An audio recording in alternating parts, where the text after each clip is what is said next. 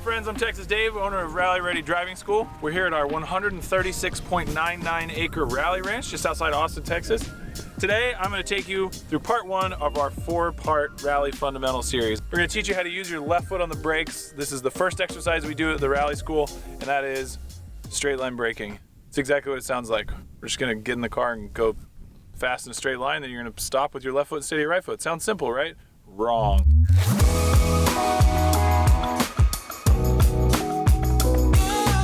Car we're going to use for today's festivities, 2006 Subaru WRX STI, method wheels, Yokohama gravel tires, Hawk brake pads, some sweet stickers by our friends at Graphics Guys, access port from Cobb, some shocks, and some springs. Other than that, this is essentially a factory car. It's fun, it's fast, it does really well rallying, but for what we're doing, this isn't necessary. You can do this in any car that you have that has 3 pedals. There's the clutch pedal, there's the brake pedal, and then there's the gas pedal. That's all you need. As long as it's a manual car, you can do this. Honestly, even if it's an automatic, it's still feasible to learn some of this stuff. This car has the brake booster disconnected, so it's a manual brake pedal, which means that the pressure's not going to change on the pedal with the vacuum assist from the engine. So as the RPM might change while we're mid-corner left foot braking, we're not going to get a weird, crunchy, unpleasant pedal feel. Other than that, again, this car's basically stock. It works real good, goes fast, is fun. Recommend 12 out of 10. Go buy one. This one's already sold. Thanks for letting me borrow it. Person I already sold it to. I didn't give any money yet, so just don't total it. It'll be fine. Oh, rock blocks. There's mud flaps from rock blocks on this thing too.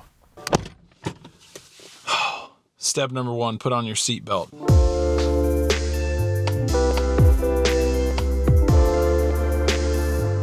So first thing I like to do is just check my seat fitment, right? So what we're gonna be doing is using our eyes as a data collection tool. We're gonna be bringing information in as we look out on the track.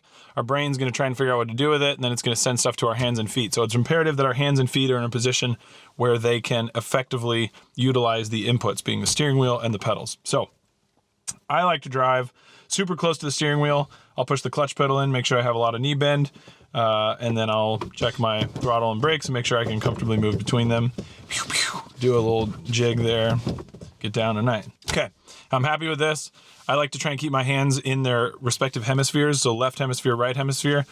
Of course, when we're driving a race car, there's gonna be times certainly we go past that, but in a rally car especially, it's imperative that you're always able to add a little bit more steering as needed when it pops up. So as much as I would love to be able to just keep my hands 9 and 3 and just turn into the corners and get away with that, oftentimes we're gonna need a little bit more steering than that. So car's in neutral, seatbelt on, handbrake down, starter up. Woo, so much fun. All right, so we're doing this exercise without a helmet. This is a low speed exercise in a safe, controlled environment.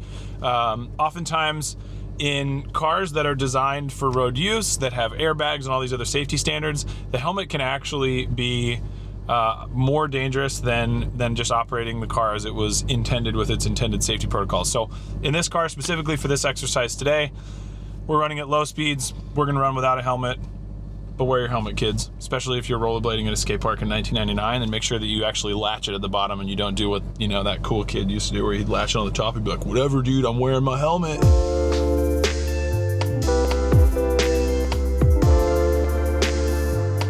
There's a million reasons why we use our left foot on the brake in a rally car, and we'll get to those a bit more as we get moving. I'll talk you through some of those things.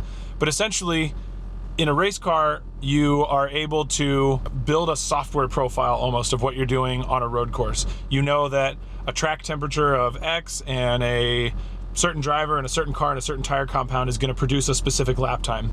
In rallying, everything is so dynamic. The edge of a fresh rally tire is really square, and every corner you go through, that edge radius is off and you lose grip.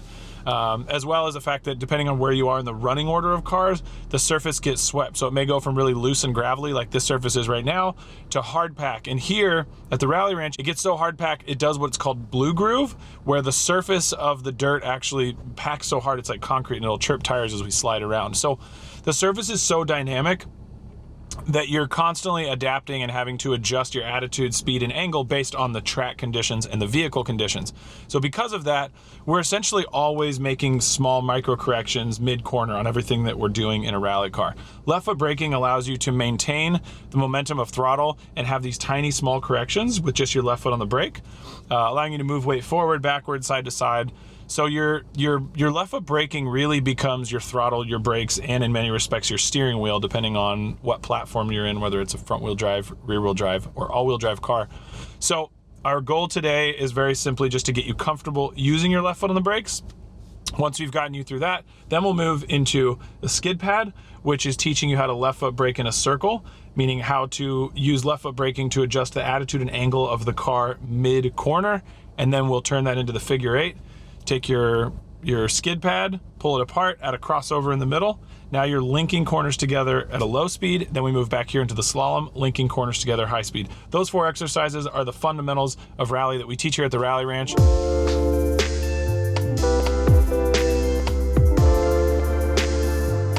2 hands on the wheel always. We don't drive race cars like this. It's not Fast and Furious. If you show up to the school and you do this, I'm gonna make you watch the entire Fast and Furious box set, write me a 75-page hand-typed report on a typewriter, and have it on my desk before 5 p.m. 2 hands on the wheel. I don't have a huge preference on thumbs in, thumbs out. A lot of people are wildly and highly opinionated on this. In a rally car where you're always operating with power steering, it's less of an issue. Anyways, 2 hands on the wheel, car's in first gear. Nice, easy start in my case. I don't have anything to prove. I'm gonna shift to second gear. I'm gonna feed on a little bit of throttle, which is always fun. There was a turtle there. Whew! That was so close. Bucky would have killed me. Dang. That was the largest rock I've ever seen because it was not a rock, it was a turtle. Whew. We saved him. Don't worry, guys. We saved the turd. He was so confused. Let's go back and save the turd real quick. I almost ran over a turtle. Woo. Well, Mr. Turd is unharmed. Everything's fine. Life is good. Okay, we're gonna try that again. Oh, reaction times are key. Muscle memory. Although I will say, if you review the footage, you'll see me look down and look back to see if I hit it, which is just terrible protocol and behavior. As we start talking about eyes, hands, and feet, you'll see that probably the hardest thing for any driver, experienced or not, is eyes, right? We have a tendency to want to drop our eyes, especially we want to check to see if we're going to hit something, so we want to target fixate on that, which is pretty much precisely what I did, like full on checking the mirror in this case. All right, so same thing, I'm pulling up to the start line here. I'm looking for turtles. That was Bucky pranking me, dude, for sure. So same thing, car's in first gear, nice and easy on the clutch to start. Don't try and be a superhero. You're not winning the race on a start, and it's not a race. So definitely not winning. Whew. Up to third. Now, I'm gonna put the clutch in, put the car in neutral, left foot on the brakes, and gently squeeze. That's it, simple as that. So the input is clutch in, car in neutral, left foot on the brakes. Here's what's most likely gonna happen the first time you attempt to do that. You're gonna go clutch in and you're gonna brake with your right foot, and then you're gonna try to switch, but you're not gonna know what to do, and then your feet's gonna go like that. Or, let me show you the other classic. Clutch in neutral, left foot on the brakes, and then right foot on the throttle. So if you think about it, normally in a manual transmission car, you would go clutch in, brake. So now what happens is you go brake, throttle, because your brain says, if I wanna slow down, I have to push my right foot down. And the pedal that is nearest your right foot now is, in fact, the accelerator or the throttle or the gas pedal. So inevitably, people's first time in the car, they'll be like, all right, cool, I did it. And they'll just be looking at you and they're standing there and they're just, and you're like, and they're like, what's up? Oh, okay. So those are some of the most common things that'll happen. If you try left foot braking for the first time and your right foot is just slamming on the gas, you're not alone. All right, so one more time. I'm gonna accelerate in a straight line. Whee! This time I'll go a little quicker, shift to second. Oh, getting a little bit of a slide there, up to third, eyes up, clutch in neutral, left foot brake. Now I'm gonna focus on trying to threshold brake, right? You can see with all these bumps on the track, the dust passes us and across the line. The goal of threshold braking is now you are the ABS pump. In this case, I'm actually not. The ABS pump is the ABS pump because it's still connected, because somebody's still gonna drive this car to the store when I'm finished shooting this. So we haven't fully committed to this being a rally car. But your goal now is you have to operate at the threshold. So I'm gonna go to third gear here. I'm up to about 40 miles an hour, clutch in neutral, left foot brake.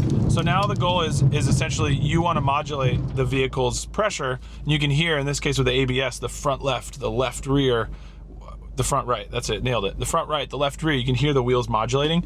When you get comfortable in your own car, you'll be able to see and feel and catch that and go, ah, I see. So that's where you come in, and it's your job to modulate that. So the way that I suggest doing that is, again, clutch in neutral. So we're in second gear, we're driving along, clutch in, put the car in neutral, left foot on the brakes, and then adjust with your big toe. So press with your whole leg, right? You're pressing the brake pedal with your leg.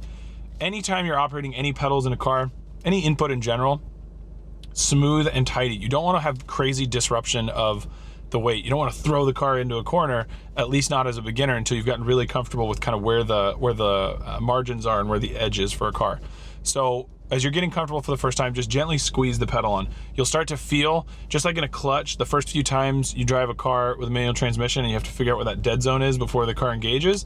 A brake pedal is very similar in that there's going to be a little bit of travel before you get engagement, and then even once you're in there, there's a threshold at which you'll reach where the brakes are really actuated in your car, and that's going to depend on a lot of variables that involve pouring miscellaneous steaming colorful fluids in beakers and wearing a lab coat and writing numbers on a chalkboard. So that's not for today's video. Squeeze the brakes and you'll start to feel it come up to that threshold. Best case scenario, if you're on a loose surface, you can literally just squeeze them all the way up until the brakes lock and the car slides. You're not going to flat spot tires on a loose surface, more or less. So it's okay to get to that point, and then from there you can start coming back and trying to modulate that. So we'll go all the way up to the limit, and then I like to just lift with your big toe. That's the best way to think about it. So if you're sitting in your car right now, you can press the brake and then just lift it with your big toe, and you'll feel you're not going to come all the way off the pedal. It's just going to make a small adjustment on that pressure. And that's really the hardest thing to explain about this. Most people think that if they're supposed to modulate the pedal, they're supposed to squeeze it all the way down and then come all the way off, and then all the way down and then all the way off. And then it ends up being this very binary thing where you feel like you're riding the 25-cent horse in front of the Safeway grocery store, and it's not pleasant. So instead, squeeze and then just adjust with your big toe. The goal, of course, keeping the car always the weight biased forward, under braking with just these tiny adjustments for terrain and to find the threshold of the brakes to maximize your efficiency. Good talk, good talk. Love it. Love where your head's at. You're doing great. You're doing so great right now. Really proud of you for sticking through this, where I've driven twice and talked for 45 minutes. Once you get it right and you feel really comfortable with the left foot braking, then you're gonna wonder, well, what did I do all this for? Allow me to show you.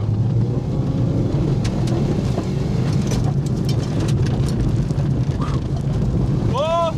Driving very messy, apparently.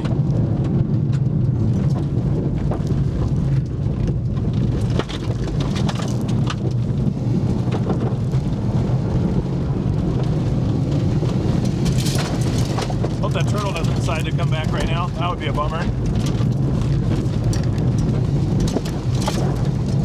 Oh my gosh, I haven't driven this car in so long, I forgot what it's like.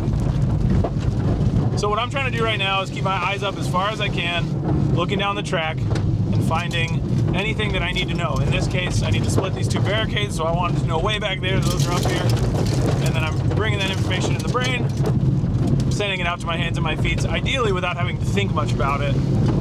And then being as tidy as I can with my hands on the wheel, focusing on, really looking at those hemispheres. Once you get it really dialed, then you can take it for the real party, which is here on the Panhandle Rally stage. This is really actually quite impressive because this is just a Raptor track now. There's definitely no part of this that's appropriate for rally cars, except for this giant bum. We're gonna ride the wall on this giant bum. Yes. Now we're coming down the nice long Panhandle straight, top of third gear. Scotia brakes as we come in. Oh, I don't know who rebuilt all this, but wow, that's beautiful. What a genius who did that. Oh, this berm's looking fresh and buttery as well. Wow, somebody who is a real machine behind the machine did a great job there. We should send him a prize or an award.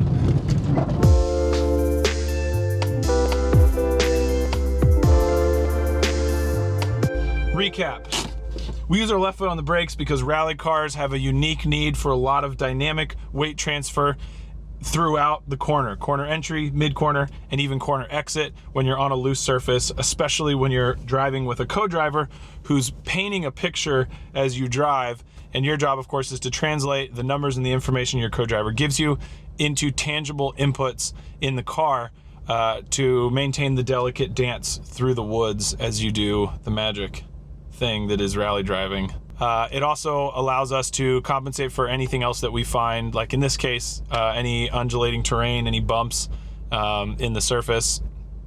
And as we move out of this exercise and we move into the skid pad, figure eight, and slalom, you'll see how we take what we learned here, which is how to use our left foot on the brakes, and we push it further by learning how to use left foot braking in a corner, linking corners together low speed, and then linking corners together high speed. That's it. If you enjoyed what you saw, don't be a dingus. Don't do it on public roads. Especially applies when you're learning any kind of motorsport techniques. Do it in a safe environment. Do it at a reasonable speed. Don't go break laws. You're not cool. I don't want you to tag me. If you tag me in a video of you driving like an idiot, I'm blocking you. I don't have any interest in it, and I don't have any temper for it. We spent a lot of energy building a big, beautiful facility here so the folks like you can come out and learn these skills, and we'd love to have you out. So if you're interested in learning these or any of the other techniques that we have in our Rally Fundamental series, rallyready.com. That's the website that we have on the internet where you can go and sign up for a class. You can do private training, you can do group classes, you can make your boss pay for it, do a corporate event, you can make your mom pay for it, throw a birthday party. If you need a place for your quinceañera, highly recommend, 12 out of 10 stars. We're actually #1 of 1 things to do in Dale, Texas on TripAdvisor. So I don't mean to toot my own horn, but it's pretty much we got a big sticker on the door. This is #1 of 1 things to do in Dale. I'm going to be so bummed if another business opens in Dale so that even if we're still #1, we'll still be #1 of 2 things to do. And currently, I'm enjoying being both the best and the worst thing to do in Dale, Texas. Anyway, you didn't ask for that story, but you got it. So I love you, and come see us at the Rally Ranch soon. Please don't make us get real jobs.